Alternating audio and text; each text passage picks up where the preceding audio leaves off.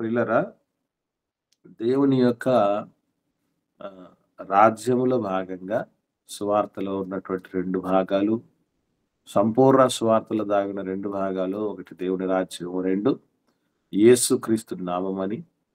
దేవుని రాజ్యంలో ప్రధానమైనటువంటి వ్యక్తి దేవుడు. ఆ దేవుని గురించినటువంటి అనేకమైన విషయాలు నేర్చుకునే క్రమంలో ఆయనకు 2 లక్షణాలు ప్రధానంగా ఉన్నాయి. అవి శక్తి లక్షణాలు, 2 వ్యక్తిత్వ లక్షణాలండి. శక్తి లక్షణాల్లో 5 విషయాలు మనం తెలుసుకొని ఉన్నాం. దేవుడు సర్వజ్ఞుడని, సర్వశక్తుడని, సర్వవ్యాప్తుడని, అలాగే ఆయన నిత్యుడని, ఇత్యాది లక్షణాలన్నిటి గురించి ఆత్మ అని 5 లక్షణాలు మనం నేర్చుకోవటం జరిగింది. మరి దానిలో ఇటు పాజిటివ్ గాను, అటు నెగెటివ్ గాను వాటి గురించి ఎందుకు తెలుసుకోవాలి అన్నటువంటి విషయం మరలా రిపీట్ చేయటం జరిగింది. అవి ఎవరు దయచేసి మర్చిపోకండి. ఈ దేవుడి వ్యక్తిత్వ లక్షణాల్లో ఆయన ప్రేమ స్వరూపి అనే విషయం మనం తెలుసుకొని ఉన్నాం. ప్రేమలో 4 గుణాలు కలుస్తున్నాయి. ఈ 4 గుణాలు కలగలిసితేనే పరిపూర్ణమైనటువంటి ప్రేమ అనేటటువంటిది వస్తుంది. కాబట్టి దేవుడికి ఉన్నటువంటి వ్యక్తిత్వ లక్షణాల్లో ప్రేమ అనే స్థూలమైన లక్షణంలో భాగంగానే దేవుడి క్షమాగుణం అనేది తెలుసుకున్నాము. అది మర్చిపోకండి. క్షమాగుణం ప్రేమలో భాగం. అది కాకుండా మిగిలిన 3 ఉన్నాయి క్షమాగుణం కాకుండా. అందులో మిగిలిన 3 ఒకటి దయ, 2 కనికరం, 3 దీర్ఘశాంతం. ఈ 3 లక్షణాలు కూడా మిళితమై ఉన్నాయి. మొత్తం 4 లక్షణాలు. దయ, దీర్ఘశాంతం, కనికరం, క్షమాగుణం. ఈ 3 కూడా మనం ఒక పర్యాయ పదాల్లాగా వాడుతూ ఉంటాం. దేనికి పెద్ద డిఫరెన్స్ లేదు అన్నటువంటి రీతిగా అవి కలిసి ఉంటాయి. అందుకే ఈ 4 గుణగణాలు ప్రేమామయుల యొక్క లక్షణం. ఆ తండ్రికి తగిన పిల్లలంగా మనల్ని కూడా దేవుడు పులి కడుపున పులి పడుతుంది అంటాం కదా. ప్రేమ స్వరూపికి పుట్టిన వాళ్ళు ప్రేమ స్వరూపులుగానే ఉండాలి. సో ఇందుకొరకు మనలో ఈ గుణగణాలు ఉన్నాయా లేవా అనేటటువంటి విషయం, ఎదుటి వ్యక్తి పట్ల మనం వ్యవహరించే తీరు ఏ రీతిగా ఉన్నది అన్నటువంటి విషయం మనం మనలో చెక్ చేసుకుంటూ వెళ్ళాలి. కాబట్టి ఆ మొదటి గుణం క్షమాగుణం అనేది ఆలోచన చేయటం జరిగింది. క్రీస్తు మనలను క్షమించిన ప్రకారం మనం ఒకరినొకరు క్షమించుకోవాలి అనేది. అలాగే హృదయపూర్వకంగా క్షమించకపోతే దేవుడు మన పాపములను కూడా క్షమించడు అని ఒక లింక్ కూడా పెట్టడం జరిగింది. కాబట్టి నేను ఎన్ని పాపాలు చేసినా, దేవుడైనా జీవుడైనా ఎవరైనా నన్ను క్షమించాల్సిందే. కానీ నేను మాత్రం క్షమించటం అనేది కుదరదు. క్షమాపణ నా డిక్షనరీలోనే ఉండదు అన్నటువంటి రీతిగా ఉంటున్నాం. ఏమండి? అది ఏమాత్రం సరైనది కాదు. సబబైనది కాదు. ఏ తప్పు చేసినా, ఏ పాపం చేసినా, ఏ దోషం చేసినా, ఏ నేరం, ఏ ఘోరం చేసినా కూడా దేవుడు క్షమించాలి, మనుషులు కూడా క్షమించాలి అనే తత్వం మనకుంది. బానే ఉంది. అయితే మరి ఇతరులు మన పట్ల తప్పిదం చేసినప్పుడు మనం ఎందుకు క్షమించం? క్షమాపణ మనం ఇష్టపడతాం. అదెప్పుడు? మనం తప్పు చేసినప్పుడు, మనం పాపం చేసినప్పుడు. ఎదుటోళ్ళు పాపం చేసినప్పుడు మాత్రం క్షమించేది లేదన్నటువంటి రీతిగా వ్యవహరిస్తాం. అది ఏమాత్రం సబబైనది కాదు. ఏమాత్రం క్షేమార్థమైనది కాదు. ఏమాత్రం దీవెనకరమైన లక్షణం కాదు. ఇది దయచేసి మనం అందరం కూడా గుర్తుపెట్టుకోవాల్సిన ఆవశ్యకత ఉంది. ఇక దేవుడి ప్రేమ స్వరూపములో 2వ లక్షణము దయ. ఈ దయ గురించి మనం నిజంగా ప్రేమలో భాగంగా ఉన్నటువంటి లక్షణమేనా దయ అనేటటువంటిది తెలుసుకోవాలంటే మనం పేతురు గారు రాసిన 2వ పత్రిక మొదటి అధ్యాయము 7వ వచనాన్ని చూద్దామండి. అపోస్తుడైన పేతురు గారు రాసిన 2వ పత్రిక మొదటి అధ్యాయము 7వ వచనాన్ని చూద్దాం. ఒకరు దయచేసి చదివి సహకరించండి. 7వ వచనం.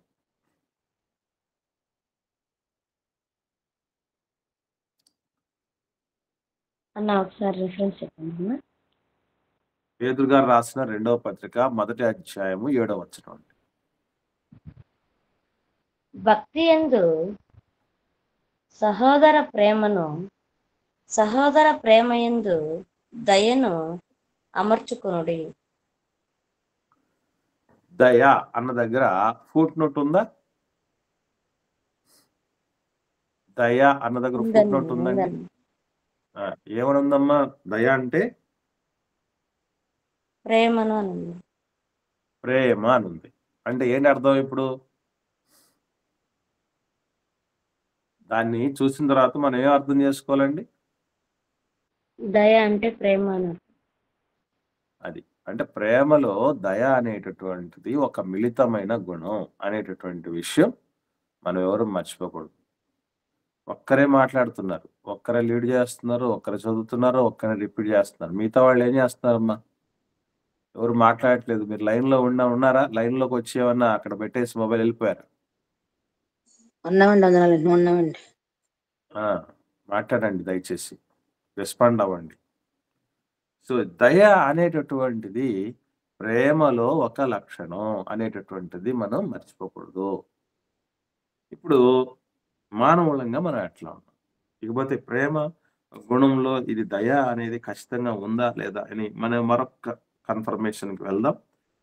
కొరింథీయులకు రాసిన మొదటి పత్రిక 13వ అధ్యాయం. అపొస్తలుడైన పౌలు గారు కొరింథీయులకు రాసిన మొదటి పత్రిక 13వ అధ్యాయం 4వ వచనాన్ని చూద్దాం. 4వ వచనం.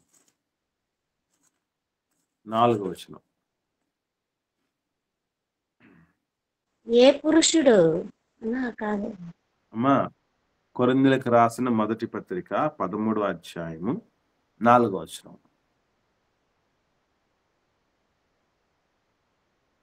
ప్రేమ దీర్ఘకాలము సహించును, దయ చూపించును. ప్రేమ దయ చూపించును. కాబట్టి ప్రేమలో దయ అనేది ఒక గుణం, ఒక లక్షణం అనేటటువంటి విషయం మనం మర్చిపోకూడదు. సో ఈరోజు మనం ఎలా ఆ లక్షణాన్ని మనం కలిగి ఉన్నామా లేదా అంటే, ఓల్డెన్ డేస్‌లో మనుషులు మనం ఎట్లా తయారయ్యామంటే, వాడు అంటాడు నా పేరు దయ, కానీ నాకు లేనిదే అది అట. నా పేరు దయ, కానీ నాకు లేనిదే అది.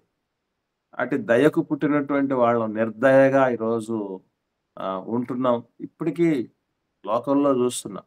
నిజంగా ఈ గుణగణాలు ఎంత అవసరం మనకంటే, భార్యలు భర్తల్ని ఎలా చంపేస్తున్నారంటే నిర్దయగా చంపేస్తున్నారు. పిక్నిక్ అని చెప్పి తీసుకెళ్ళి చంపేస్తున్నారు. హనీమూన్ అని చెప్పి చంపేస్తున్నారు. ఎటు పడితే అటు చంపేస్తున్నటువంటి పరిస్థితులు చూస్తున్నాం. అలాగే భర్తలు కూడా భార్యల్ని దారుణాతి దారుణంగా, అతి కిరాతకంగా, నిర్దయులుగా మారి చంపేస్తున్నటువంటి పరిస్థితి. పొత్తిళ్లలో ఉన్నటువంటి బిడ్డలు, కన్న బిడ్డలని సైతం ఆడపిల్లలని వదిలేసి నిర్దయగా వెళ్ళిపోతున్నటువంటి వాళ్ళని చూస్తున్నాం. వ్యభిచారానికి అడ్డొస్తున్నారు, అక్రమ సంబంధానికి అడ్డొస్తున్నారని కడుపున పుట్టినటువంటి బిడ్డల్ని కూడా చంపేసి వెళ్తున్నటువంటి వాళ్ళని ఎంతోమందిని చూస్తున్నాం. ఒకటి కాదు, వాళ్ళని చూసి మనం ఏదో ఎంత నిర్దయులుగా అనుకుంటున్నామేమో, ఈరోజు మన సొంత కుటుంబంలో భర్తను నిర్దయగా చూస్తున్న భార్యలు ఎంతమంది లేరు? భార్యను నిర్దయగా చూస్తున్న భర్తలు ఎంతమంది లేరు? పిల్లలను నిర్దయ అంటే వాళ్ళు నిజంగా దయ చూపించడం అంటే చాలా మంది అనుకుంటారు పొరపాటు. ఎవరంటే నా బిడ్డల పట్ల నేను దయ కలిగి ఉన్నాను అని అనుకోవడానికి మనకు మైండ్‌లోకి ఏమొస్తాయి తెలుసండి? మా పిల్లలకు మేము మంచి చదువు చదివిస్తున్నాము, మంచి బట్టలు వేస్తున్నాము, మంచి తిండి తినిపిస్తున్నాము, కోరిన చోటల్లా తిప్పుతున్నాము, కోరిందల్లా కొనిపెడుతున్నాం. ఇదే ప్రేమ, ఇదే దయ పిల్లల మీద అనుకుంటాము. అవునా కాదా మీరు చెప్పండి? ఇంతకు మించి ఏమన్నా అనుకుంటామా? మా బిడ్డల మీద మాకు ప్రేమ ఉంది. మా బిడ్డల మీద మాకు దయ ఉందని చెప్పుకోవటానికి ఇవే మనకు మనసుకొస్తాయా? లేదంటే ఇంకా ఏమైనా ఇంతకు మించి ఏమన్నా మీకు మనసుకొస్తున్నాయా? చెప్పండి. ఇది మా కోరిన బాధ్యత చదువు అనుకుంటారమ్మా. అదేనమ్మా. బాధ్యత అది ప్రేమ బాధ్యత. ప్రేమ చూపించడం కూడా బాధ్యతే. ప్రేమ కలిగి ఉండటం, దయ చూపించటం ఇది బాధ్యతే ఉందమ్మా. కాదనలేదు. నేను అడుగుతున్న ప్రశ్న ఏంటంటే, ఇంతకు మించిన విషయాలను ఏమైనా మనం మనసుకు తెచ్చుకోగలమా? అవి తప్ప ఏం ఇదే కదా తెచ్చుకో అడిగినట్టు ఇస్తాన్నాం, మంచిగా చేసి పెడతాం, మంచిగా చూసుకుంటున్నాం అని అనుకుంటాం. అదేనక్క. ఇప్పుడు నేను నీతో చెప్పినవే కదా! అంతకు మించి వేరే విధంగా అనుకుంటామా? ఏమనుకోం కదా! అయ్యే అనుకుంటాం. నిజంగా బిడ్డల మీద దయ లేదా ప్రేమ కలిగిన వాళ్ళం అని అంటే ముందుగా చేయాల్సింది ఒకటండి మనం. నేను అడుగుతున్నాను జాగ్రత్తగా ఆలోచన చేసి చెప్పండి. పాత నిబంధన గ్రంథంలో అందరికంటే ఎక్కువ ప్రేమ లేదా ఎక్కువ దయ బిడ్డల ఎడల కలిగి ఉన్నటువంటి ఒక తండ్రి పేరు చెప్పండి.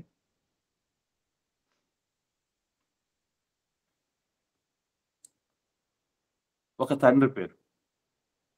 బిడ్డల మీద దయ కలిగినటువంటి, ప్రేమ కలిగినటువంటి ఒక చక్కని తండ్రి, ఆదర్శప్రాయుడైనటువంటి తండ్రి పేరు చెప్పాలి. యోబు గారమ్మా. యోబు గారు. వెరీ గుడ్, వెరీ గుడ్ అమ్మా. యోబు గారు. యోబు గారు అద్భుతమైనటువంటి ఎగ్జాంపుల్ చెప్పారు. Super, very good. యోబు గారు ఏం చేశారు అని రాయబడింది మనకి? బిడ్డలు తప్పు పిల్లలట ప్రతి అరుణోదయం చేసి తన బిడ్డల కోసం ప్రార్థన చేసింది. వినండి, మనం అంతా అసలు విషయం వదిలిపెడుతున్నాం. అరుణోదయమున బలిస్తున్నాడు, ఓకే, అది ఓకే. వాళ్ళ కోసం ప్రార్థన చేస్తున్నాడు, ఓకే. అది కాదు ముఖ్యంగా. వాటన్నిటికంటే ముఖ్యంగా ఎందుకు ఇచ్చాడు బలి? ప్రతి అరుణోదయం బలి ఎందుకు ఇస్తాడు? ఎక్కడ పాపం చేసి తప్పిపోయినారో దేవునికి దూరం అయిపోతారా? అంతకంటే ఇంకొంచెం దగ్గరకు వద్దాం. అంటే కరెక్ట్ పాయింట్ దగ్గరకు వద్దాం. వస్తే ఎక్కడ మనకు చాలా విషయాలు బయటపడతాయి. చూద్దామండి. ముందు యోబు గ్రంథానికి వద్దాం. మొదటి అధ్యాయం. యోబు గ్రంథం మొదటి అధ్యాయంలో యోబు గారు తన బిడ్డల విషయంలో 5వ వచనం చూద్దాం. 5వ వచనం. మొదటి అధ్యాయం 5వ వచనం. యోబు గ్రంథం మొదటి అధ్యాయము 5వ వచనం. యోబు గ్రంథం మొదటి అధ్యాయము 5వ వచనం. దినం పూర్తి కాగా యోబు తన కుమారులు పాపము చేసి తమ హృదయములలో దేవుని దూషించిరేమో అని వారిని పిలువనంపించి వారిని పవిత్రపరచి అరుణోదయమున లేచి వారిలో ఒక్కొక్కని నిమిత్తమై దహన బలి నర్పించుచూ వచ్చెను. యోబు నిత్యము అలాగు చేయుచుండెను. ఇప్పుడు ఇట్లాంటి తల్లిదండ్రులు ఎంతమంది ఉన్నారు? ఎంత అరుదైన తండ్రి తెలుసండి. పిల్లలు బయటికేం దూషించలేదు, బయటికి బాగానే ఉన్నారు. దేవుణ్ణి ఏమి తప్పుపట్టట్లా. కానీ ఆయన భావన ఏంటి? ఎక్కడ దూషించారనట? హృదయములో దూషించారేమో, ఏమో తెలియదానికి. ఒకవేళ ఇఫ్ ఇన్ కేస్ దూషించుంటారేమో అని దానికోసం బలి అర్పిస్తున్నాడట. అసలు మన పిల్లలు బయటికి బాగున్నారు. అన్ని విషయాలుగా ఆలోచన చేయండి. పర్ఫెక్షన్ అన్ని విషయాల్లో ఉండే పరిస్థితి ఉండదు కదా. బాహటంగా కనబడుతూ ఉంటది దోషంలో ఉన్నారు మన పిల్లలని. అయినా దానికోసం మనం రెమెడీ ఆలోచన చెయ్యము, పరిష్కారం ఆలోచన చెయ్యము. కానీ ఏంటి ఇట్లాగే ఉంటే నా బిడ్డల భవిష్యత్తు ఏమైపోతుంది, దేవుడి ఉగ్రతకు బలైపోతారేమో అన్న భయం, మీమాంస మనకి ఏం ఉండదు. కానీ ఆయన ఏం చేశాడు అంటే బిడ్డల మీద దయ అంటే ఇలా ఉండాలండి. హృదయంలోనైనా దూషించారేమో, ఎందుకనంటే దేవుడు ఎక్కడ పట్టుకుంటాడండి? హృదయంలో ఆలోచన నేరము ఎక్కడ జరిగితే పట్టుకుంటాడంటే, మీకు నేను బాగా కనిపించొచ్చు, నేను ఒక నీతిమంతుడిలాగా, నేను ఒక పెద్ద సంస్కర్తలాగా, నేను ఒక త్యాగధనులాగా, నేను ఒక ఆదర్శప్రాయులాగా మీకు కనపడచ్చు. మీరు నాకు అట్లా కనబడచ్చు. మనం అందరి దగ్గర ఇవన్నీ మేనేజ్ చేసుకోవచ్చు. కానీ దేవుడు హృదయ రహస్యములను ఎరిగినవాడు, అక్కడే పట్టుకుంటాడు. సాతాను తప్పు చేశాడు అన్నటువంటి రీతిగా మనం చెప్పుకుంటూ ఉన్న విషయంలో, నువ్వు హృదయంలో అనుకుంటివి కదా అంటాడు. హృదయంలో అనుకున్నావు, అందుకే నీకు ఇంత పనిష్మెంట్ అన్నట్టు దేవుడు చెప్తాడు. మనస్సులో, హృదయంలో కూడా అనుకున్నారేమో అన్నటువంటి భయముతో బిడ్డల కోసం దేవుని యొక్క ఉగ్రత నుంచి తప్పించబడాలి అని ఆ తపన ఏంటండి ఆ తండ్రిలో? మన బిడ్డలను రాబోయే ఉగ్రత నుంచి తప్పించబడుట కోసం మనం ఏం చేయగలుగుతున్నాం? అలా చేసిన వాళ్ళే బిడ్డలంటే అత్యంత ప్రేమ కలిగిన వాళ్ళు, దయగలిగిన వాళ్ళు అని అర్థం. యోబు గారు మనకంటే బాగా పెట్టాడు పిల్లల కోసం, గుర్తుపెట్టుకోండి. మనకంటే బాగా సంపాదించాడు. అక్కడ చుట్టుపక్కల ప్రాంతాల్లో, ఊజు దేశం అంతట్లో రిచెస్ట్ పర్సన్, మంచి సౌండ్ పార్టీ, మంచి ధనవంతుడు ఆయన. ఆయనతో పోల్చుకుంటే మన దగ్గర ఏముంటుందండి అసలు? బాగా ధనం కూర్చాడు, బాగా పెంచాడు, చక్కగా ఇబ్బంది ఏం లేదు, బయటికి అంతా బాగానే ఉంది. కానీ ఈయన బాధ ఏంటి అని అంటే, వీళ్ళు హృదయంలో ఏమైనా దేవుణ్ణి దూషించారు. ఏ రోజైనా ఈ ప్రశ్న వేసుకుని ఉంటారు మనం పిల్లలు. అక్కడ దాకా వెళ్ళాల్సిన పని లేదు, మనం బయటకే తెలిసిపోతుంది. వాళ్ళలో ఒక స్వార్థం కనపడుతున్న పరిస్థితి, వాళ్ళలో ఒక మోసం చేయాలన్న, ఏదో కప్పిపెట్టి మోసపెట్టి దాచిపెట్టాలన్నటువంటి గుణాలు కనపడటం, అబద్ధాలు చెప్పే లక్షణాలు కనపడటం, ఇవన్నీ కనపడట్లేదు ఏంటి మన పిల్లల్లో? బాహటంగా కనపడుతున్నా మనకు చీమ కొట్టినట్టు కూడా లేదు. బయటకి ఏది కనపడకపోయినా లోపల ఏమైనా పాపం చేశారేమో, దేవుణ్ణి తప్పుపట్టారేమో అన్నటువంటి రీతిగా. అసలు నాకు తెలియక అడుగుతాను, మీరు చెప్పండి, ఇంక ఏం తప్పు చేసి ఉంటాడు, ఏం నేరం చేసి ఉంటాడు, దేవుడు అన్యాయం చేసి ఉంటాడని తిట్టుకోవడానికి అవకాశం ఉంది చెప్పండి యోబు గారి పిల్లలు? హృదయంలో దేవుడిని దూషించడానికి ఏమన్నా వాళ్ళు పేదరికంలో ఉన్నారనుకోండి, ఒకవేళ పేదరికంలో అంటే దేవుడు మమ్మల్ని చిన్న చూపు చూశాడు, మాకు పేదరికం ఇచ్చాడు, మాకు ధనం ఇవ్వలేదు, డబ్బులు ఇవ్వలేదు అని దేవుణ్ణి దూషించుకున్నారంటే అర్థం ఉంది, బాగానే ఉంది. అందచందాలు లేని వాళ్ళు అంటే అసలు వాళ్ళ పిల్లలంట అందగాళ్ళు ఎవరు లేరట. అందం ఉంది, ఐశ్వర్యం ఉంది, నేము ఫేము ఆటోమేటిక్ గా వచ్చేస్తా. ఇన్ని ఉంటే దేవుణ్ణి దూషించగలరా? అసలు ఈ క్వశ్చన్ మనం ఎప్పుడన్నా ఆలోచన చేసాం చెప్పండి? అంటే ఎన్ని బయటికి బాగా ఉన్నా కూడా అవకాశమే లేదు దేవుణ్ణి తప్పుపట్టడానికి అనే పరిస్థితి ఉన్నా ఏమో అన్న మీమాంస, ఏమో ఇఫ్ జరిగిండొచ్చేమో. ఎందుకంటే దేవుణ్ణి దూషించి దేవుణ్ణి తప్పుపట్టేదానికంటే ప్రమాదకరమైన లక్షణం లేదు అని, అది పోవాలి అని బిడ్డల మీద దయతో, ప్రేమతో నిత్యము అరుణోదయమున, ముసలుడయ్యాడండి అప్పటికైనా, 10 మంది బిడ్డలు కలిగినటువంటి ఆయన, 10 మంది బిడ్డలు మెచ్యూర్ అయిపోయారు, పెద్దోళ్ళు అయిపోయారు. వాళ్ళు విందు దినాలు జరుపుకుంటూ ఉంటున్నారు. అంత పెద్ద పిల్లలు కలిగినటువంటి ఆ ముసలాయనకి అంత ప్రేమ ఉంది, అంత దయ. అది మన సొంత బిడ్డల మీద మనకు ప్రేమ ఉందని చెప్పడానికి ఇది ఒక గుణం. దేవుణ్ణి మనసులో కూడా దూషించకూడదు అనే ఉద్దేశంతో మన వంతుగా మనం ఏం చేయగలుగుతున్నాం? మన పిల్లలకు దేవుడి గురించి పొరపాటును కూడా నువ్వు తప్పుగా ఆలోచన చేయొద్దు. ఆయన మనకు ఏ అన్యాయం చెయ్యడు, సర్వశక్తుడు, అన్యాయము చేయుట అసంభవం. ఆయన దేవుణ్ణి ఎప్పుడు తప్పట్టు ఏ విషయంలో తప్పట్టకండి అని మన బిడ్డలకి కనీసం చెప్పగలుగుతున్నామా? అది లేనప్పుడు ఈవెన్ మీకు విషయం తెలుసో తెలీదు, భర్తను బట్టి కూడా దేవుణ్ణి తప్పు పట్టిన భార్యలు ఉన్నారంటారా లేరంటారా? మీరు చెప్పండి. నాకు మంచి భర్తని ఇవ్వలేదు నాయన, నువ్వు నా మీద నీకు ఎప్పటి నుంచో కోపం ఉంది, కసి ఉంది, లేకపోతే ఇట్లాంటి గుంపులో ఇట్లాంటి కంపులో నన్ను పంపిస్తావా, నన్ను తోసేస్తావా అని దూషించిన వాళ్ళు లేరు. అసలు మన మీద మనకు దయ లేదని అర్థం దానివల్ల. భార్యలను బట్టి దేవుణ్ణి దూషించిన వాళ్ళు తప్పుపట్టిన వాళ్ళు లేరండి. నాకు గయాల్ని ఆలనిమ్మంటే నాకు గయాల్ని ఇస్తావా దేవుడను? దట్స్ అదే మన మీద మనకు దయ లేకపోవటం.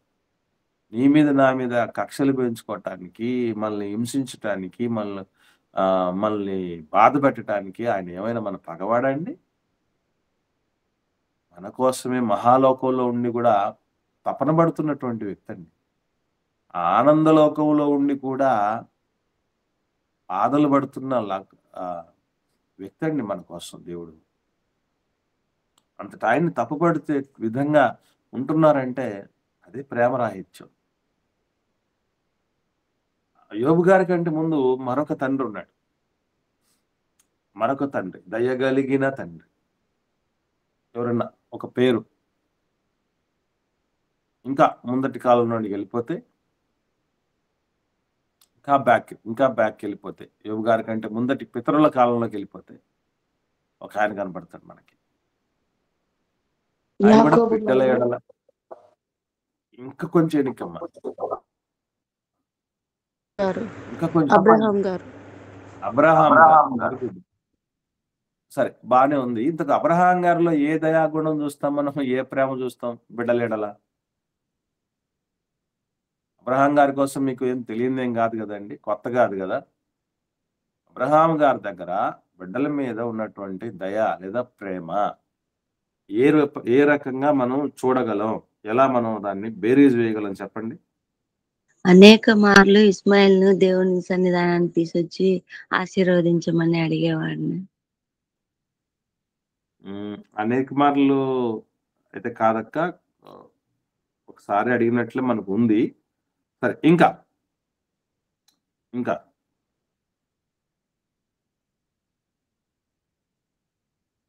అబ్రహాం కుమారుని కంటే కూడా తన అన్న కుమారుని, తమ్ముడు కుమారుని లోతు గారిని తీసుకొచ్చి ప్రేమిస్తాడు. అది ఆ లక్షణాన్ని మనం చెప్పలేము సిస్టర్. ఎందుకనంటే ఇప్పుడు సొంత బిడ్డల కంటే ఎక్కువగా ఎవరిని ఇన్ జనరల్ ఎవరిని మనం చూడకూడదు కూడా. నోట్ దిస్ పాయింట్, గుర్తుపెట్టుకోండి. మళ్ళీ చెప్తున్నా, దేవుడు మనకిచ్చిన సొంత బిడ్డల కంటే ఎవరిని ఎక్కువగా చూడాల్సిన అక్కర్లేదు. మీరు దీంతో ఏకీభవిస్తారా, ఏకీభవించారా చెప్పండి? చూడలేం లేదన్నా, మనం కూడా చూడలేము కాదక్క. అసలు నేను మాట చూడలేమనేది మనకు అందరికీ తెలిసిందే. కానీ ఇంకో మాట కూడా చెప్పాను, నేను చూడకూడదని కూడా చెప్పాను. దాంట్లో మీకేం అనుమానం అనిపించట్లేదా? అవునన్నయ్య, వాళ్ళ మీద ప్రేమ పెంచుకుంటే ఎప్పటికైనా వాళ్ళు మనకు మోసమే చేస్తారు. మోసం చేసే విషయం కాదు సిస్టర్. ఒక చిన్న మాట చెప్తాను, గమనించి. పరలోకం దేవుడు అందరికీ ఇస్తాడా? తన కుమారులకే ఇచ్చాడు. అంతే కదండి. అప్పుడు ఎవరిని ఎక్కువ ప్రేమిస్తున్నట్టు దేవుడు? తన కుమారులనే ఎక్కువగా ప్రేమిస్తున్నాడు. అంతే కదండి. దేవుని యొక్క కుమారులను కుమార్తెలను ఎక్కువ ప్రేమించినట్టు కదా. మరి అందరికి ఎందుకు ఇవ్వడు మరి పరలోకం ఆయన? మనం కూడా అంతే. అడుక్కు తినేవాడు వచ్చాడు అనుకోండి, అమ్మా అని ఇంత అన్నం పెట్టారంటే ఓకే, నీ ఆస్తిని రాసేయంటే రాసిస్తారేంటి? మనం ఎక్కువ ప్రేమ కలిగిన వాడు వాడిని రాయిచ్చేస్తారా? రాయిస్తారు చెప్పండి. ఆస్తి ఎవరికి ఇస్తావు అంటే ఆస్తి పిల్లలకి ఇస్తావు, అందరికి ఇవ్వం కదా. అది దేవుడి నీతి మర్చిపోకండి. మనం ఏదో స్వార్థపరులు అనుకోండి. అబ్రహాము గారు కూడా సొంత బిడ్డల కంటే ఎక్కువగా ఎవరిని ప్రేమించలేదు. బిడ్డల తర్వాత ఎవరినైనా ప్రేమించాడు. అంతే, ఫిక్స్ అది. ఇప్పుడు నేనేమన్నానంటే, బిడ్డల యెడల దయగలిగిన తండ్రిగా అబ్రహాము గారిని చూస్తున్నప్పుడు ఏ లక్షణాలు మనలో మనం కనబడతాయి? ఇది నేను అడుగుతున్న ప్రశ్న. బిడ్డల్నే అంటే బిడ్డలు అన్న దేవుడు చెప్పండి అమ్మ. దేవుడు బలి అడిగినప్పుడు ఉమ్. అట్లా కొడుకును సిద్ధపరిచి ఇస్తాడు కదమ్మా. అంటే అట్లా కొడుకును బలి అనుకుంటాను. చేయటానికి ఇష్టపడటం అనేది దేవుడు బిడ్డల మీద ప్రేమ కింద లెక్క చెప్పొచ్చమ్మా. ఏమో అట్లా అనుకుంటాను అన్న. ఓకేనమ్మా, రైట్. ఇంకా ఇంకా చెప్పండి.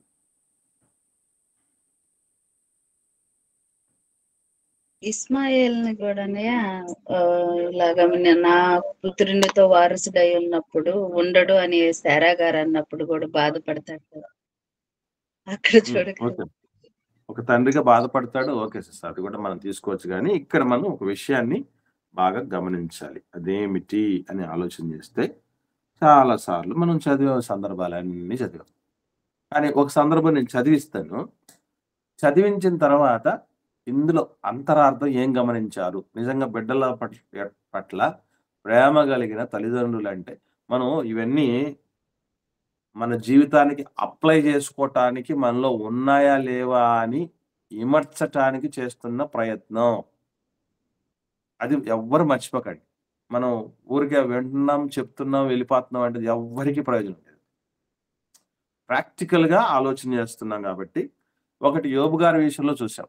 ప్రేమ కలిగిన తల్లిదండ్రుల్లో ఎలా ఉంటారంటే, దేవుణ్ణి దూషించటానికి ఏ అవకాశం ఉన్నా కూడా దాన్ని కూకటి వేలతో పెళ్లగించే విధంగా ప్రయత్నం చేయాలి తల్లిదండ్రులు. అది ఫస్ట్ ఆఫ్ ఆల్ దేవుడి పిల్లల మీద దయ లేదా ప్రేమ కలిగిన తల్లిదండ్రులు చేయాల్సిన పని. యోబు గారి కంటే ముందు ఒక ఆదర్శప్రాయుడైన తండ్రి ఉన్నాడు. ఆయన అబ్రహాము గారు. అబ్రహాము గారిలో దయగలిగిన తండ్రి లక్షణాలు ఏమున్నాయని చూస్తున్నాం.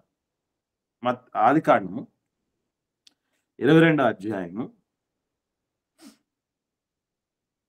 ఆదికాండము 22వ అధ్యాయము 4-5 వచనాలు. 4-5 వచనాలు చూద్దాం. 3వ నాడు అబ్రహాము కన్నులెత్తి దూరము నుండి ఆ చోటు చూచి తన పనివారితో, మీరు గాడిదతో ఇక్కడనే ఉండుడి, నేనును ఈ చిన్నవాడును అక్కడికి వెళ్ళి దేవునికి మ్రొక్కి మరలా మీ యొద్దకు వచ్చేదామని చెప్పి 6వ వచనం కూడా చదవండి. దహన బలికి కట్టెలు తీసుకుని తన కుమారుడగు ఇస్సాకు మీద పెట్టి తన చేతితో నిప్పును కత్తిని పట్టుకొని పోయెను. ఒక్కసారి గమనించండి. ఈ 3 వచనాల్లోనే దయగలిగిన తండ్రి లక్షణాలు ఉన్నాయి కొడుకు మీద. ఈ 3 వచనాల్లోనే నిజంగా దయ, ప్రేమ కలిగినటువంటి అద్భుతమైన గుణగణాలు ఉన్నాయి. అది అబ్రహాము గారిలో ఉన్నవి, ఆయన పిల్లలని చెప్పుకుంటున్న మనలో లేనివి. ఏమైనా గమనించారా? ఆ వచనాలు చదివిన తర్వాత మీకు ఏమైనా అనిపిస్తుందా? బలి అర్పించి తిరిగి వచ్చేదము అంటున్నాడు నా. అంటే నా కుమారుడు నేను తిరిగి వస్తాము అని విశ్వాసంతో తెలియజేస్తున్నాడు నా. అది విశ్వాసం అమ్మా. నేను చెప్తున్నది ఏంటి అంటే, బిడ్డల మీద ప్రేమ, దయ కలిగినటువంటి తండ్రి గుణం ఒకటి కనబడుతుంది ఇక్కడ అని చెప్తున్నా. అది చెప్పండి. దేవుడి మీడల విశ్వాసం ఓకే, దేవుడి మీడల విశ్వాసం ఓకే. ఇక్కడ మనం పాయింట్ ఏంటి? ఆ పాయింట్ ఆఫ్ వ్యూలోనే ఆలోచన చేసి చెప్పండి. మనం ఎన్నిసార్లు చదివాం చెప్పండి? ఈ సందర్భం ఎన్నిసార్లు చదివాం? ఒకసారిగా చదవలేదు కదా, చాలా ఎన్నోసార్లు చదివాం. అప్పుడు చదివినప్పుడు ఎన్నెన్నో రావాలి. వాస్తవంగా అయితే మనం ట్రిగ్గర్ పెట్టి పాయింటర్ చేస్తున్నటువంటి పాయింట్ మీదకి వెళ్ళాలి. అన్న ఇదొక్క అంటే దయ చూపించి అబ్రహాము గారు పని చేసేది నేర్పించినాడు అన్న ఇసాక్ గారికి. కట్టెల మోపు పెట్టినప్పుడు గుడ్, వెరీ గుడ్ అమ్మా, గాట్ ద పాయింట్, పట్టేశావు. గుడ్. ఇక్కడ మీరు గమనించండి, అసలు ఎక్కడికి తీసుకెళ్ళాడు అబ్రహాం గారు ఇస్సాక్ గారిని, వీళ్ళని ఎక్కడ తీసుకెళ్తున్నాడండి? మోరియా కొండకు తీసుకున్నాడు. మోరియా పర్వతం దగ్గర తీసుకెళ్తున్నాడు. పర్వతం అంటే ఎట్లుంటుంది చెప్పండి? నిటారుగా ఉంటారు. పర్వతం దగ్గరికి ఎక్కాలి అంటే మామూలుగా ఎక్కేదే కష్టం. అందులో మరలా ఏంటి, గాడిదను ఆపేశాడు. అవునా? గాడిదతో మీరు ఇక్కడే ఉండండి, పని వాళ్ళను ఆపేశాడు, గాడిదను ఆపేశాడు. ఒక మనిషిని దహన బలి చేయటానికి కట్టెల మోపు ఎంత అవుతుంది అనుకుంటున్నారు ఖర్చు? ఎవరికైనా ఐడియా ఉందండి? నేను ఇంతకుముందు చెప్పినాను. ఆయన బరువుమైననే ఉంటాడు. ఎస్, వాళ్ళ బరువు అంతా ఉంటుంది. ఇప్పుడు నేను 92 కిలోలు బరువు ఉన్నాను. నన్ను కాల్చాలంటే 92 కిలోల కట్టెలు వాడాలి. అలాగే ఇస్సాక్ గారు ఒక ప్రాయం అండి, చిన్నోడేం కాదు ఆయన, చిన్నోడేం కాదు. అంత మెచ్యూర్డ్గా మాట్లాడుతున్నా అంటే ఓ 14-15 ఏళ్ళు వేసుకుందామా. అంత బరువు కలిగినటువంటి కట్టెల మోపు తల మీద మోసుకొని నిటారుగా ఉన్న కొండ మీదికి, పర్వతం మీదికి ఎక్కి పోవాలంటే ఒక శ్రీమంతుడి కొడుకండి ఆయన. ఏదో మీ కొడుకో నా కొడుకో అయితే, మీ బిడ్డ నా బిడ్డో అయితే ఏదో కష్టపడుతున్నారు, అవి మామూలే, సర్వసాధారణమే. అంత గొప్ప కుబేరుడి కుమారుడు ఆ కుమారుణ్ణి ఎట్లా పెంచాడు అంటే కష్టపడేవాడిగా పెంచారు. ఇదే ప్లేస్లో, ఇదే ఇస్సాక్ గారి ప్లేస్లో మనము మన పిల్లలు ఉంటే ఏమడుగుతారు చెప్పండి? ఏమడగచ్చు చెప్పండి? డాడీ నేను ఏనాడైనా కట్టెలు మోసినాను అన్నాడు అని అడగచ్చు. ఇంకా ఇది నేను ఎక్కగలనా నాయన, ఇంత నిటారుగా ఉంది, నేను ఏనాడైనా ఇంత ఎత్తు ఎక్కినానా? ఇంకా పనివారు ఉన్నారు కదా, వారితో మోపి అనొచ్చు. గాడిదుంది, పనోళ్ళు ఉన్నారు, వాళ్ళ మీద పెట్టి మోపించకుండా నా మీద మోపిస్తావేంట పెద్దాయన? నీకు మరీ చాదస్తం ఎక్కువైంది ముసలోడు అయిన తర్వాత. పనోళ్ళ మీద పనోళ్ళు తీసుకొచ్చు కదా ఎట్లాగో. అసలు మామూలుగా ఫ్లాట్ గా ఉండే దాని వరకు, అంటే పర్వతం వచ్చేంత వరకేమో మోయించేసావు, బాగానే ఉంది. ఇప్పుడు అసలు సిసలు పర్వతం ఎక్కే టైంలో నా మీద పెడతావా? ఇంకేమాత్రానికి ఈ పనులను ఎందుకు తీసుకొచ్చావు, ఈ గాడిదని ఎందుకు పట్టుకొచ్చావు అని మాట్లాడనే లేదు. చూసారా? అంటే మన బిడ్డల మీద ప్రేమ కలిగిన తల్లిదండ్రులు, దయగలిగిన తల్లిదండ్రులు ఏం చెయ్యాలి? దీన్ని బట్టి ఏం కనుక్కోవాలి చెప్పండి మనం?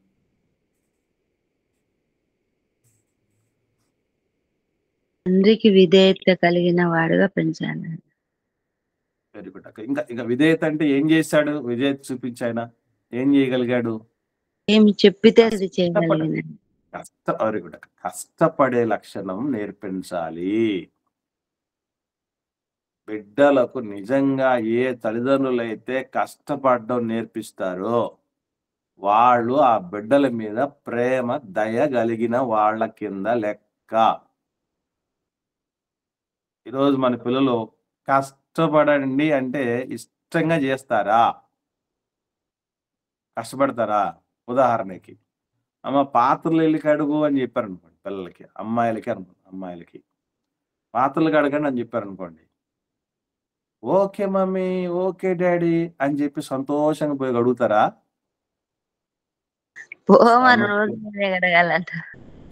సనుక్కోవటం, కొనుక్కోవటం, రోజు కడగాల అంటారు తప్ప రోజు తినాలా అనరు.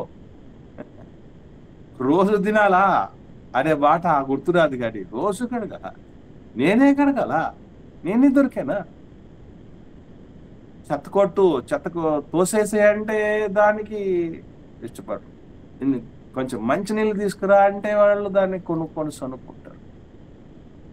ఏ పని చెప్పినా పిల్లలకు సనుగులు, గొనుగులు, అడ్డం తిరగటాలే ఉంటున్నాయంటే మనం ఏం నేర్పించలేదని చెప్పండి.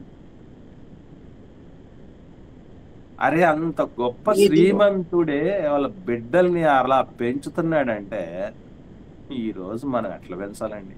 ప్రేమ ఉన్నట్ట పిల్లల మీద. రేపు వాళ్ళు కష్టాలు పడకుండా ఉండగలరండి? ఎవడు గ్యారంటీ ఇవ్వగలడు? మీరు ఇవ్వగలరా? నేను ఇవ్వగలరా? మీరు ఎంతకాలం ఉంటారు? మనం ఎంతకాలం ఉంటాం పిల్లల దగ్గర? ఎవరు కొద్ది చెప్తారు ఒక మంచి మాట? ఏ ప్రభుత్వం వస్తే మాకేంటండి అధికారంలోకి? మాకు తప్పదు, మా మాకు పనికి తప్పదు, మా పనికి తప్పదు, మా కష్టానికి తప్పదంట. ఎవరండి కష్టాలు పడకుండానే గొప్ప స్థితికి వచ్చేది? కష్టే ఫలే అంటాం కదా. మళ్ళీ ఈ మాట అన్న తర్వాత మేం పడ్డ కష్టాలు ఆ మా ఏమంటాం పిల్లలు పడదు. అంటాం. ఏమైనా సూట్ అవుతున్నాయండి? మా పిల్లలకు కష్టపడే తత్వం నేర్పించకపోవటాన్ని బట్టి ఒక చిన్న కష్టం వచ్చినా తట్టుకోలేక ప్రాణాలు తీసేసుకుంటున్నారు. తెలుసా మీకు? ప్రాణాలు తీసేసుకుంటున్నారు పిల్లలు. ఆ కష్టం చిన్న కష్టమే, మళ్ళీ చిన్న కష్టం టీజింగ్ చేశారండి. ఇంటర్మీడియట్ కాలేజీలో ఫస్ట్ ఇయర్ జాయిన్ అయితే అమ్మాయి స్టేట్ ఫస్ట్ వచ్చింది 10th క్లాస్లో. ఒక 10-15 ఇయర్స్ బ్యాక్ జరిగినటువంటి రియల్ ఇన్సిడెంట్ ఇది, లేనిది కాదు. స్టేట్ ఫస్ట్ వచ్చింది బిడ్డ. సీనియర్లు జూనియర్ కాలేజీలో, డిగ్రీ కాలేజీలో ఏముంటాయండి? ర్యాగింగ్లు ఉంటాయి. ఆ ర్యాగింగ్లో భాగంగా ఆ అమ్మాయిని ఒక చిన్ని విషయంతో చెప్పినందుకు, కోతిలాగా యాక్ట్ చేయి అని చెప్పినందుకు అమ్మాయి సూసైడ్ నోట్ రాసి రైలు పట్టాల మీదకి వెళ్ళిపోయింది. అంటే ఏంటి అర్థం? అంటే అమ్మ నాన్నలు ఎట్లా పెంచి ఉండాలి చెప్పండి? సున్నితంగా పెంచుంటారు. సుకుమారంగా పెంచుతారు, సుకుమారంగా పెంచేస్తారు. అలా పెంచేసినప్పుడు ఉన్న పాటున ఒక ప్రతికూల పరిస్థితి వస్తే చేతులు ఎత్తేస్తున్న పరిస్థితులు వస్తాయి. అంటే బిడ్డల మీద ప్రేమ కలిగిన వాళ్ళ తల్లిదండ్రులు అంటే ఏదో మనం తిండి పెట్టటము, బట్టలు ఇవ్వటము, మంచి చదువు చదివించటము, మంచి ఉద్యోగం తెప్పించటము, మంచి సంబంధం చూడటము, ఆస్తిపాస్తులు కూర్చటం, ఇవి మాత్రమే కాదు పిల్లలు, ఇవి మాత్రమే కాదు. పిల్లలను ముందుగా కష్టపడే వాళ్ళగా పెంచాలి. దట్టు దానికంటే ముఖ్యంగా మంచి మాట ఏంటంటే అమ్మా నాన్నలు ఏ మాట చెబితే ఆ మాట వినే పిల్లలుగా పెంచాలి. ఎందుకంటే ఈ ప్రపంచంలో గుర్తుపెట్టుకోండి, మానవులలో తల్లిదండ్రుల కంటే మన శ్రేయస్సును కోరుకునే వాళ్ళు ఎవ్వరు ఉండరు భూమి మీద. ఉంటారా? అమ్మా నాన్నల కంటే ఎక్కువగా మన శ్రేయస్సును కోరుకునే వాళ్ళు ఎవరైనా ఉంటారా? పొరపాటు, మీరు జల్లెడ బట్టి వెతికినా దొరకరు, గుర్తుపెట్టుకోండి.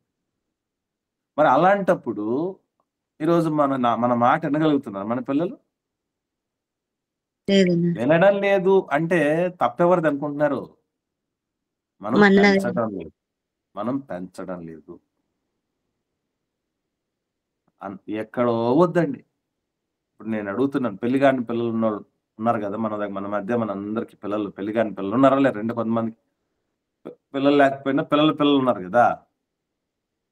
ఇప్పుడు వాళ్ళు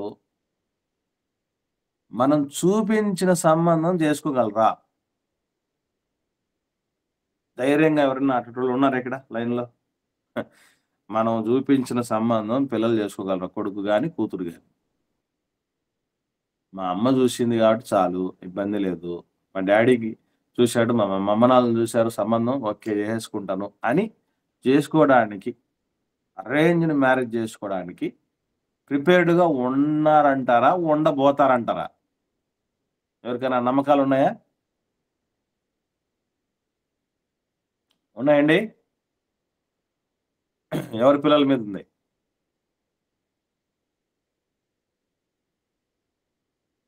ఎవరు మాట్లాడట్లేదు. అంత ధైర్యం ఎవరు చేయట్లా. అంత ధైర్యం ఎవరు చేయట్లేదు. కారణం ఏంటంటే దయగలిగిన తల్లిదండ్రులు బిడ్డల్ని ఎలా పెంచాలంటే, ఒరే నాన్న నువ్వు బావిలో దూకు అంటే వెళ్ళి దూకేసేయాలంతే. మనం దూకమని చెప్పలేండి, వేరే సంగతి. మంచి కోసం చెప్తాం కదా, బిడ్డల కోసం ఎన్నిసార్లు చెప్తాం.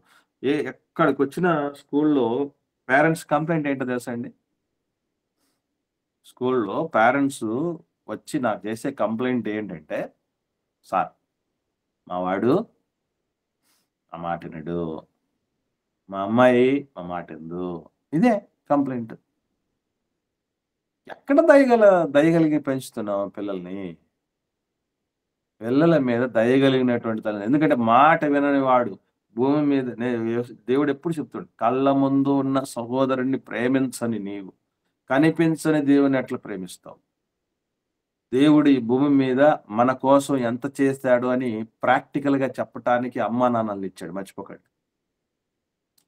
అమ్మా నాన్నల్ని దేవుడు ఎందుకు ఇచ్చాడంటే ఆయన ప్రేమ ఎంత ప్రాక్టికల్ గా తెలుసుకోవచ్చో అమ్మా నాన్నలను చూసి అర్థం చేసుకోవచ్చు. అటువంటి రీతిగా ఇచ్చినా కూడా వాళ్ళ మాట విన్నాం.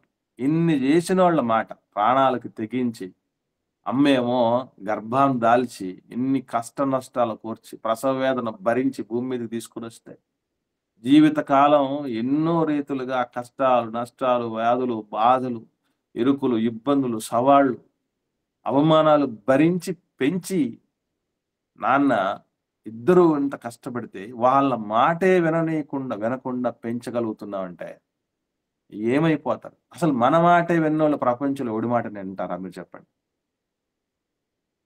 వింటారండి? వినగలరా? అప్పుడప్పుడు వింటారు ఒక మాట, మా అమ్మ మాట వినను నేను, మా నాన్న మాట వినను, బోడి నీ మాట వింటానేంటి? ఇక అనేవాళ్ళు విన్నారా లేదా మీరు? చాలా సార్లు ఎన్నో సార్లు నా దగ్గర కూడా కొంతమంది పిల్లలు, నాయన ఎందుకు నాన్న ఎట్లా ఉంటావు ఏంటి పిల్లల్ని అడిగితే, ఏంటన్నాను అంత గట్టిగా మాట్లాడుతున్నావు మా మీద?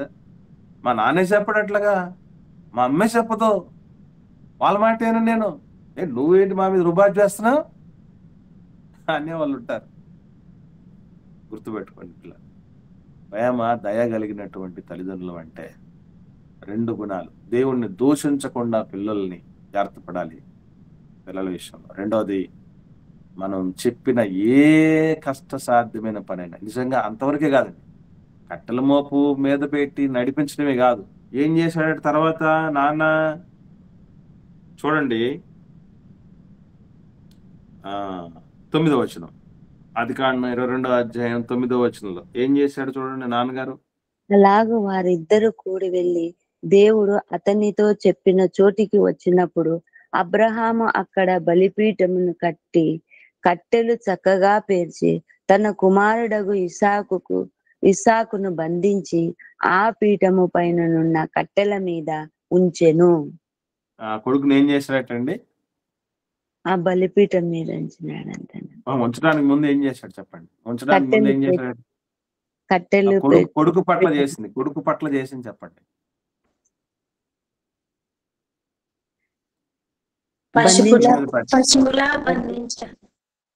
బంధించాడు. కొడుకును బంధిస్తే అంత సులభంగా చేతులు కట్టేస్తుంటే కట్టేసుకుని ఆయన అన్నట్టుగా ఉండగలరా మన పిల్లలు? చెప్పండి మీరు. అయ్యో కట్టేసే విషయం కాదు, తిండి తినరా అంటే తినిపించుకోలేం మనం, కట్టేసేదాకొద్దు. మంచిగా ఉండు, తిండి తిను, బాగా చక్కగా తిరుగుళ్ళు తిరగద్దు, చెడు తిరుగుళ్ళు తిరగద్దు, సెల్ ఫోన్ వాడద్దు అని చెప్తే కూడా విననటువంటి స్థితిలోనికి మనం తెచ్చాము. కొడుకును కట్టేస్తుంటే పసిబిడ్డలాగా ఎంత బాగా లోపడిపోయాడండి కొడుకు. మళ్ళా దేనికోసం ఇవన్నీ చేస్తున్నానని తెలీదా? తెలుసునా? అంటే దేనికి ప్రిపేర్ అయిపోయాడు? చనిపోవటానికి కూడా సిద్ధమైపోయినాడు. అదండి పెంపకం అంటే. బిడ్డల మీద ప్రేమ కలిగిన దయగలిగిన తల్లిదండ్రులంటే ఎట్లా ఉండాలంటే, వాళ్ళ కోసం మనం ఏమి చేసినా కూడా వాళ్ళు చేయించుకోవటానికి శిరసా వహించాలి, విధేయత చూపించాలి. ఈ విషయంలో మనం ఎక్కడో ఉన్నాం కదండి, అవునా కాదా మీరు చెప్పండి? ఉన్నారా? అబ్రహాం పిల్లల లాంటి, ఇసాక్ లాంటి పిల్లలు, ఇసాక్ గారు లాంటి పిల్లలు ఎవరైనా ఉన్నారా? ఇసాక్ అని పేరు పెట్టుకున్న వాళ్ళు ఉండొచ్చు, ఏమండి? అవునా కదా? ఇసాకు అని పేరు పెట్టుకున్నోళ్ళు ఉండొచ్చేమో, కానీ ఇసాక్ గారు లాంటి లక్షణాలు రావాలంటే అది అంత సులభమైన విషయం కాదు. ఆల్ క్రెడిట్ గోస్ టు తండ్రి గారు. విశ్వాసులకు తండ్రి అబ్రహాం. నిజముగా అబ్రాహాము బలము గల గొప్ప జనం అవుతారు. భూమి మీద ఉన్నటువంటి వంశాలన్నీ ఆయన మూలంగా ఆశీర్వదించబడతాయండి. ఊరికే రాదు. తన ఇంటి వారందరినీ కూడా నీతి న్యాయ యథార్థతలను అనుసరించి విధంగా పెంచుతాడు అన్న నమ్మకం దేవుడికి ఉంది. దాన్ని ఒమ్ము చేయకుండా కాపాడాడు. కొడుకుని అలా పెంచటం ఏంటంటే మరలా ఎక్కడ ఒక్కగానొక కొడుకు, అవునా? ముందేమో ఇస్మాయిల్ పంపించేశాడు కదా, మిగిలింది ఒక్కడే. అసలు ఒక్కడినైతే ఎట్లా పెంచుతారు మామూలుగా? అయితే మనం ఒక్కరే ఉన్నారనుకోండి, ఆడబిడ్డ గాని మగబిడ్డ గాని అల్లారు ఎలా ముద్దుగా పెంచుతారు? పెంచుకుంటాం కాలు కింద పెట్టకుండా. అసలు మీకు విషయం తెలుసో తెలీదు, వివాహం అయినటువంటి 20 ఏళ్లకు ఒకడు పిల్లడు పుట్టాడు. వాడు మా స్కూల్లోనే ఉన్నాడు మొన్నటి దాకా. ఇప్పుడు వాడు స్టడీస్ అయిపోయి మరి వెళ్ళిపోయాడు, హైయర్ స్టడీస్కి వెళ్ళాడు. వాడి విషయంలోనండి ఒకసారి వాడు బాగా ఎర్రగా బుర్రగా ఉంటాడు పిల్లడు.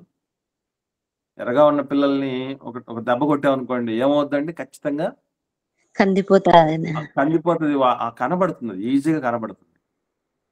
హెడ్ మాస్టర్ గారు వాడు సరిగా చదవట్లేదని, సరిగా స్కూల్కి రావట్లేదు, పూర్తిగా ఇర్రెగ్యులర్ అండి, 0 బ్యాచ్. ఎందుకు? గారాబం. 20 ఏళ్ళు తర్వాత పుట్టినోడు అది. వాడు ఒక్కడే, మళ్ళీ వాడికి ముందు లేదు, ఇక వెనకలేదు, ఎవరు లేరు, ఒక్కడే. వాడు స్కూలుకు రాకపోయినా వెళ్ళకపోయినా అమ్మ నాన్న ఏమనరట, స్కూల్కి వచ్చి చదువుకోకపోయినా అమ్మ నాన్న ఏమనరట, సున్నాలు తెచ్చుకున్నా ఏమంటారట, ఏం చేసినా ఏమన్నా. ఎందుకు? ఎక్కడ వీడు ఏమైపోతాడు అంటకుడు వాడు అలాంటి వాడు ఉంటే ఏమి లేకపోతే ఏమో ఆలోచన చేయం మనం. సరే, అది చూస్తే వాళ్ళ నాన్న కత్తి ఎత్తుకొని హెడ్ మాస్టర్ మీదకి రాబోయాడు. నా బిడ్డనే కొడతావా? నేనే ఏమనలేదు. వాడు 20 ఏళ్ళకు పుట్టాడు, లేక పుట్టాడు. ఎటు పోతుంది సమాజం? అట్లా పెంచితే వాడు బాగుపడ్డానికే మీరు చెప్పండి. వాడు ఏమైపోతాడు? వాడు భవిష్యత్తులో ప్రయోజకుడు అవుతాడా? ప్రయోజకుడై పరలోకపు తండ్రిని కనుక్కోగలడా? పరలోకం చేరుకోగలడా? దేనికోసం ఈ పెంపకాలు? దయ ఉందంటారా బిడ్డల మీద? దయ ఉందంటారా చెప్పండి? పిల్ల దయగలిగిన వాళ్ళమేనా మనం తల్లిదండ్రులమేనా అండి?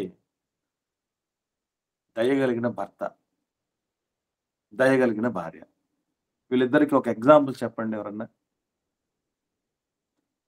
దయగలిగిన భర్త అని, భార్య మీద దయగలిగిన భర్త అని ఒక ఆయన్ని మనం ఒక ఆదర్శంగా ఒక విషయంలో తీసుకోవచ్చు అని చెప్పడానికి దయగలిగిన భర్తను ఎవరినైనా చెప్పగలరా? పాత నిబంధనలు కావచ్చు, క్రొత్త నిబంధనలు కావచ్చు. లోతున వాళ్ళ భార్య మీద దయగలిగి తీసుకొని వచ్చాను. ఇంకా బెటర్మెంట్ గా చెప్పండి. అబ్రహాం గారు. యోబు గారు. ఎలా చెప్తారు? యోబు గారు అన్నా కూడా భర్త అన్న. పాత నిబంధన అన్నా భర్త. అన్న అనకూడదు నాయన. పద్మ మాట్లాడండి. చెప్పండి అమ్మా కల్పనమ్మ గారు. పద్మా సిస్టర్ మాట్లాడుతుంది, మాట్లాడండి. అమ్మా పద్మమ్మ గారు మాట్లాడండి అమ్మా. అబ్రహాం గారు అన్న. అబ్రహాం గారు మంచి భర్త ఎలా చెప్పగలం? సారమ్మ గారు అమ్మగారిని కోప్పడినప్పుడు తన కోసం. ఓకే, అంటే ఇప్పుడు భార్య కోప్పడితే ఆయన డౌన్ అయిపోతే మంచి భర్త అని అర్థం కాదయ్యా. రైట్, వెరీ గుడ్, మంచి అటెంప్ట్ చేశారమ్మా, వెరీ గుడ్, బాగా ఆలోచన చేస్తారు. గుడ్, ఇంకొంచెం బాగా మనం ఆలోచన చేయాలి. ఇక్కడ అసలు నిజంగా మంచి ఎగ్జాంపుల్ చెప్పారు, సూపర్ ఎగ్జాంపుల్, ఎక్సలెంట్ ఎగ్జాంపుల్ చెప్పారు. హన్నమ్మ గారి భర్త ఎల్కానా గారు. నిజంగా ఆయన ఎంత మంచి భర్త అంటే, పెనిన్నా అనేటటువంటి ఇంకొక భార్య ఉంది ఆయనకి. పెనిన్నాకు కడుపు నిండా పిల్లలు ఉన్నారు, హన్నమ్మకు పిల్లలు లేరు.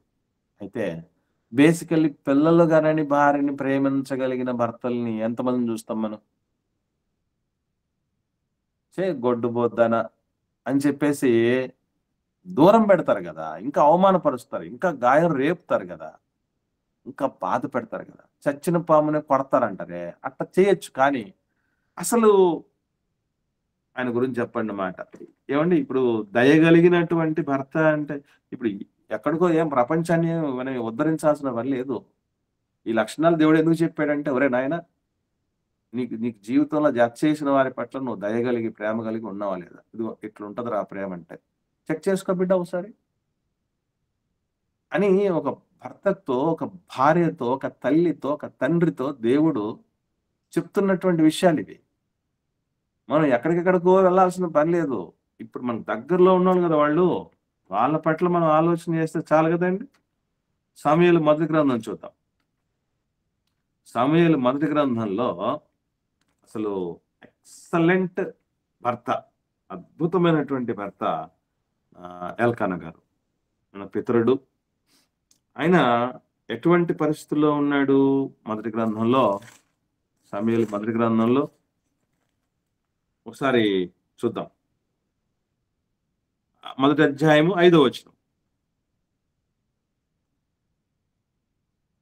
4-5 చదువుదాం. 4-5 చదువుదాం. సమూయేలు మొదటి గ్రంథం మొదటి అధ్యాయం 4-5 వచనాల్లో, ఎల్కానా తాను బల్యార్పణ చేసిన నాడు తన భార్యయగు పెనిన్నాకును దాని కుమారులకును కుమార్తెలకును పాలు ఇచ్చుచూ వచ్చెను గాని హన్నా తనకు ప్రియముగా నున్నందున ఆమెకు 2 పాళ్ళు ఇచ్చుచూ వచ్చెను. యెహోవా ఆమెకు సంతు లేకుండా చేసెను. నిజంగా ఎంత అద్భుతమైనటువంటి క్యారెక్టర్ చూడండి ఎల్కానా గారిది. నిజంగానండి ప్రతి భార్యకు ఇటువంటి భర్త ఉండాలి. లోపాలు కలిగిన భార్యని ప్రేమించడం, అన్ని ఫీచర్స్ ఉన్న భార్యని ఎవడైనా ప్రేమిస్తాడండి. అందగత్తెని ప్రేమించడంలో వింతే ఉంది, బిడ్డలుగా అంటున్న భార్యను ప్రేమించడంలో వింతే ఉంది. మీకు విషయం తెలుసా అండి? తాజ్ మహల్ కట్టించాడు కదా, ఎవరండి కట్టించింది? గుర్తుందా మీకు ఎవరికైనా? షాజహాన్ షాజహాన్ ఎందుకు కట్టించాడు తెలుసా అండి? ప్రేమించినాడు. ముంతాజుకి గుర్తుగా. అదేనమ్మా, ఎందుకు ఆమెను ప్రేమించాడో తెలుసా మీకు? 17వ బిడ్డకు జన్మనిస్తూ ఉండగా చచ్చిపోయిందంట. ఎక్కువ మంది పిల్లలు కనిందని 17వ బిడ్డకు జన్మనిస్తూ ఉండగా చనిపోయిందని, ఇంతమంది పిల్లలు కనింది నా కోసం మా ఆవిడ అని ఆ ప్రేమకు చిహ్నంగా, ముంతాజ్ బేగం మీద ఉన్న ప్రేమకు చిహ్నంగా తాజ్మహల్ కట్టాడు. ఓకే, అంతలో వింతే ఉంది. ఎవడైనా ప్రేమిస్తాడు అంతమంది పిల్లలు కంటే భార్య. పిల్లలే లేకుండా ఉన్నటువంటి ఆవిడ్ని 2 పాలు ఇచ్చి ప్రేమించటం ఏంటండి బాబు? అంటే లోపాలు కలిగిన భార్యని కూడా ప్రేమిస్తున్నామంటే అది దేవుని గుణం. దేవుని గుణం. చెప్పిన మాట వినే భార్యను, ఏమి పెద్దగా కోరుకోని భార్యను, ప్రతి దాని విషయంలో కాంప్రమైజ్ అయ్యేటటువంటి భార్యను, బిడ్డలు కనేటువంటి భార్యను, అందచందాలు ఉన్నటువంటి భార్యను, పుట్టింటి నుంచి తెచ్చే భార్యను ఎవడైనా ప్రేమిస్తాడు. అందులో వింతేం లేదు.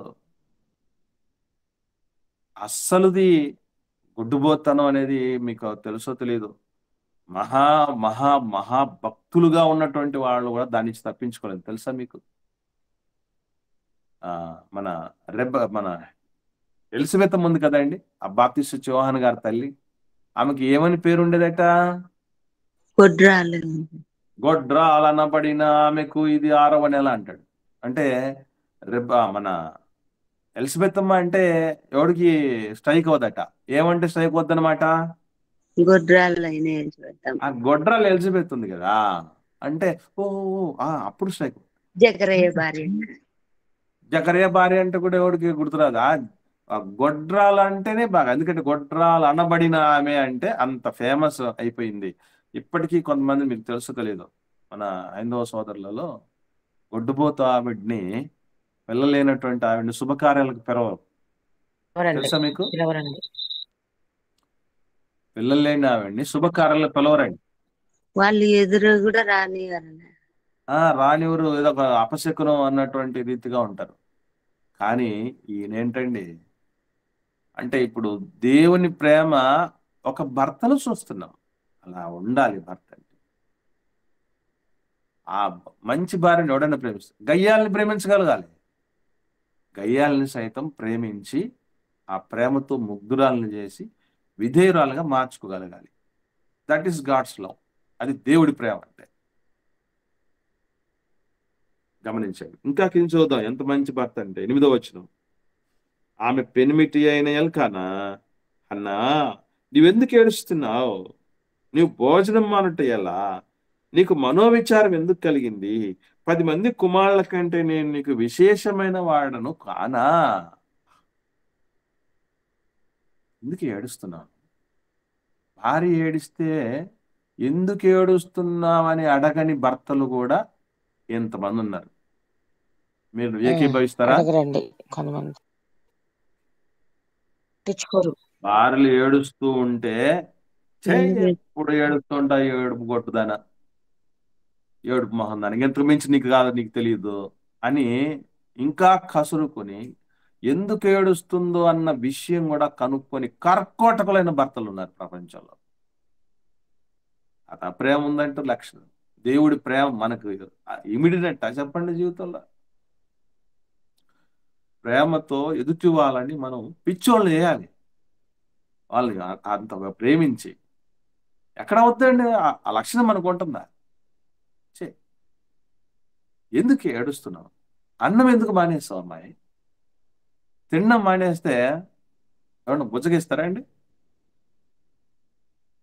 బుజ్జగిస్తున్నా అంటే ప్రేమ ఉన్నట్టు అర్థం. అర్థమైందా?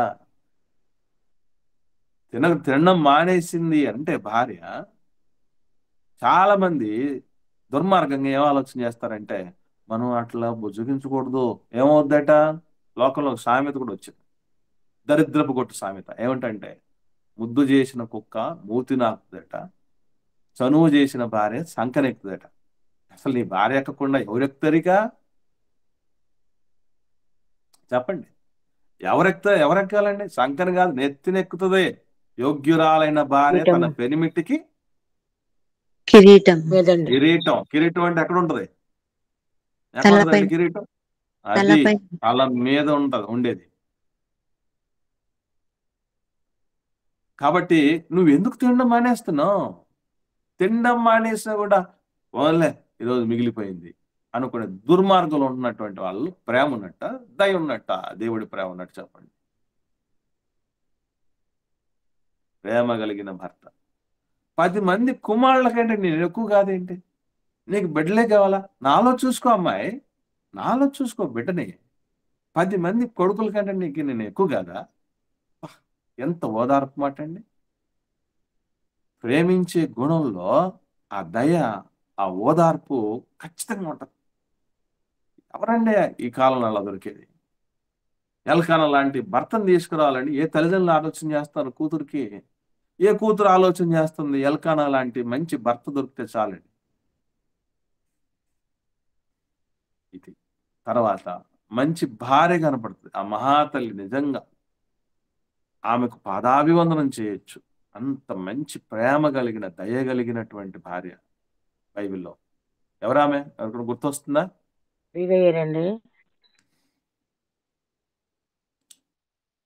అబిగైల్ గారమ్మ. వెరీ గుడ్, వెరీ గుడ్ అమ్మ.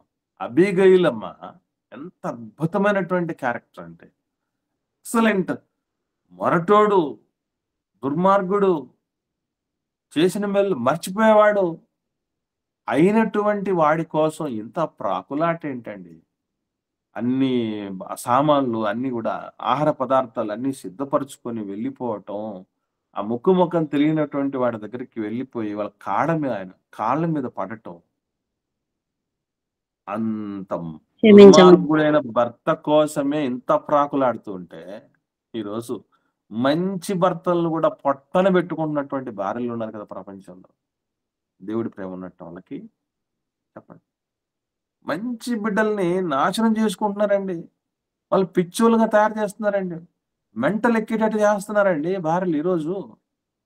ఎంతమందిని చూడట్లేదు అటువంటి చాలా వాళ్ళు. పింకిగా తయారు వాడు సూసైడ్ చేసుకుని పింకిగా చచ్చిపోయేటట్టుగా తయారు చేసేవాడు. చేస్తున్నారు. ఆ బిడ్డ సూసైడ్ చేసుకొని అవునమ్మా. దేవుడి ప్రేమ అంటే నాకు ఒక అబీగయీల్ లాంటి భార్య వస్తే చాలని ఏ మగవాడు ఆలోచన చేస్తున్నాడు? ఏ తల్లిదండ్రులు ఆలోచన చేస్తారో చెప్పండి. అబీగయీల్ అనగానే అందం ఒకటే గుర్తొస్తుంది చాలా మందికి. అంతకు మించిన అద్భుతమైన గుణం ఉంది ఆ తల్లికి. మొరటోడైనా నా భర్తే కదా, ఆయన కోసం నేను ఎంతవరకైనా వెళ్తాను అన్న ప్రేమ ఉంది చూసారా భర్త మీద, అద్భుతం. కాబట్టి బిడ్డల ఎడల ప్రేమ కలిగిన తల్లిదండ్రులు దేవుణ్ణి మనసులో కూడా దూషించకుండా జాగ్రత్త వహించాలి, ప్లస్ కష్టపడే వాళ్ళగా పెంచాలి, ప్లస్ చెప్పిన మాట వినేవాళ్ళగా పెంచాలి. అదే బిడ్డల మీద ప్రేమ ఉన్నటువంటి అమ్మ నాన్నలు చేయాల్సిన పని, దయగలిగిన వాళ్ళు చేయాల్సిన పని. అలాగే భార్యను ఒక ఎల్కానా గారిలాగా ప్రేమించాలి మన పితరుడైనటువంటి ఆయన. లోపాలు కలిగినటువంటి భార్యని కూడా ప్రేమించగలిగిన తత్వం, ఏడుస్తూ ఉంటే ఓదార్చగలిగిన తత్వం, అన్నం తినడం మానేస్తే ఎందుకు అన్నం తిన్నామని ఓదార్చే తత్వం, నాలో చూసుకో బిడ్డని అని చెప్పేటటువంటి తత్వం కలిగిన ప్రేమ, దయ మిళితం చేసిన భర్తగా ఉండాలి. భర్తలు ఎంతమంది అంటున్నారో నాకు తెలియదు. భర్తలారా దయచేసి ఆలోచన చేయండి. నాకు తెలిసి అన్నమ్మ గారికి ఉన్నటువంటి ప్రాబ్లం కంటే మించిన ప్రాబ్లం కలిగిన వాళ్ళు ఎవరు ఉంటారు భార్యల్లో మనకి? అది కదా పెద్ద సమస్య. అసలు ఆమెను వదిలేసి రెండో పెళ్లి కూడా చేసుకోమని చెప్తారు పెద్దోళ్ళు. వాడు కూడా భర్త కూడా రెండో పెళ్లి చేసుకోవడానికి కూడా ప్రిపేర్ అయిపోతాడు. ఎప్పుడండి? భార్యను ప్రేమించలేను. కన్నప్పుడు వేరే పిల్లలు కన్నప్పుడు కననప్పుడు పిల్లల్ని కలగట్లేదు కాబట్టి, అంటే ఎందుకు భార్యలో ప్రాబ్లం ఉందా నాలో ప్రాబ్లం ఉందా అని టెస్ట్ కూడా చేసుకున్నాడు. ధీమా అనమాట, నేను మగాడిని, ఏమన్నా ప్రాబ్లం నీలో ఉంటుంది. ఎవడు చెప్పాడు? అసలు ప్రాబ్లమ్స్ అన్ని మగవాళ్ళలోనే ఎప్పుడో ఎక్కువ వస్తున్నాయి తెలుసా మీకు? పిల్లలు కలగకుండా ఉండటానికి రకరకాలైనటువంటి ఎక్కువ సమస్యలు పురుషుల్లోనే వచ్చేస్తున్నాయి. కాబట్టి అలా లోపాలు కలిగిన భార్యను ప్రేమించగలుగుతున్నామంటే అదే దయ అని అర్థం. అలాగే లోపాలు కలిగిన భర్త కోసం ఎంత ప్రాకులాడుతున్నారు భార్య అని అంటే అదే దయా ప్రేమ భర్త పట్ల ఉంది అని అర్థం. మనం చర్చిలోకి వెళ్తున్నాం, చర్చ్ బిల్డింగ్లోకి వెళ్తాం, ఆరాధనకి వెళ్తున్నాం, బైబిల్ తరగతులకు వెళ్తున్నాం, ఆన్లైన్కి వస్తున్నాం. మనలో మంచి ఉన్నతమైన మార్పులు కలుగుతూ ఉంటే ఎవరన్నా మనల్ని ఆటంకపరుస్తారండి? ఎందుకు వెళ్తున్నావని అస్సలు ఆటంకపరచు. నువ్వు వెళ్ళు, బాగా అక్కడికి వెళ్ళిన తర్వాత బాగుపడ్డావు, వెళ్తాలి, వీలైతే నేను కూడా వస్తా అనేటువంటి పరిస్థితికి రావాలి. కాబట్టి ఇదండి దయ. దేవుడికి ఉన్న దయాగుణం అందరికీ తెలిసిందే, ఎవరికి పెద్దగా గట్టిగా చెప్పాల్సిన పని లేదు. ఆయన దయ వల్లే ఈరోజు మనం అందరం బతుకున్నాం, బట్ట కడుతున్నాం, ఇంతవరకు వచ్చాం అనేది అందరికీ తెలుసు. కానీ ఇప్పుడు సమస్య ఎక్కడ తెలుసా? ఆయన దయ ఆయన దగ్గరే ఆగిపోవటం, ఆయన దయ మనలోకి రాలేకపోవటం, ఆయన తగిన పిల్లలుగా మనలో అది కనబడకుండా పోవటం సమస్యాత్మకం. కాబట్టి తండ్రి దయను ఆయన బిడ్డలంగా వారసత్వంగా కలిగి ఉండటానికి మనం అందరం ప్రయత్నం చేద్దాం. మిగిలిన లక్షణాల గురించి తర్వాత ధ్యానంలో మనం నేర్చుకుందాం. ఇప్పటివరకు విన్న వాటిలో ఎవరికైనా ఏమైనా సందేహం ఉంటే దయచేసి అడగండి, లేని పక్షాన ఒకరు ప్రార్థన చేయండి, ముగించుకుందాం.